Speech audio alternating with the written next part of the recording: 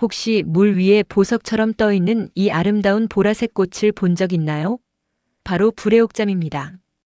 연못이나 강가에서 흔히 볼 수 있지만 그저 예쁜 수생식물로만 알고 계셨다면 오늘 이 영상이 아주 흥미로울 거예요. 불애옥잠의 고향은 저 멀리 남아메리카의 아마존 유역입니다. 19세기에 장식용으로 전 세계에 퍼져나갔죠. 하지만 아름다운 외모와 달리 무서운 번식력 때문에 침입종으로 간주되기도 합니다.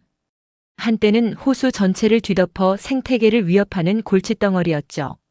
하지만 최근 과학자들이 불애옥잠의 놀라운 잠재력을 발견하기 시작했습니다. 이 식물은 그저 골칫거리가 아니었어요.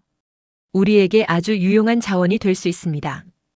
불애옥잠 속에는 페놀 화합물, 플라보노이드 같은 강력한 생물 활성 물질이 가득합니다. 이 성분들은 우리 몸에 유해한 활성산소를 제거하는 항산화 작용을 하고 염증을 억제하는 데 도움을 줍니다. 실제 연구에서 불애옥잠 추출물은 부종을 67% 이상 감소시키는 효과를 보였어요. 또한 황색 포도상구균이나 대장균 같은 세균에 대한 항균 효과도 뛰어나 천연 항생제로서의 가능성도 주목받고 있습니다. 전통적으로는 설사나 장염 같은 위장장애 치료에 사용되어 왔고 최근에는 간 손상을 줄이는 간 보호 효과와 우울감, 불안 완화, 심지어 기억력 향상에 도움을 주는 신경 보호 효과까지 연구되고 있습니다.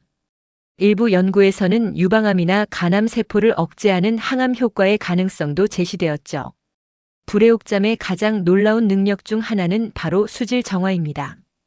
이 식물은 뿌리를 통해 물속의 납, 카드뮴 같은 중금속과 질소, 인 같은 오염물질을 스펀지처럼 흡수합니다.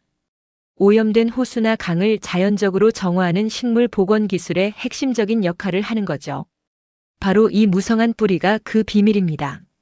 수많은 잔뿌리들이 오염물질을 걸러내는 거대한 필터 역할을 하는 셈이죠. 이뿐만이 아닙니다. 불애옥잠은 바이오 에탄올이나 바이오가스를 생산하는 바이오 에너지의 원료가 되기도 하고 퇴비로 만들어 땅을 비옥하게 하는 훌륭한 유기 비료로도 활용됩니다. 자, 이제 가장 놀라운 이야기를 해드릴게요. 이 불애옥잠을 먹을 수도 있다는 사실 알고 계셨나요? 필리핀, 캄보디아 등 일부 동남아시아 문화권에서는 오래전부터 식재료로 사용해왔습니다. 어린 잎과 줄기, 그리고 이 예쁜 꽃까지 모두 먹을 수 있습니다. 단 아주 중요한 주의사항이 있습니다. 절대 날 것으로 먹으면 안 됩니다.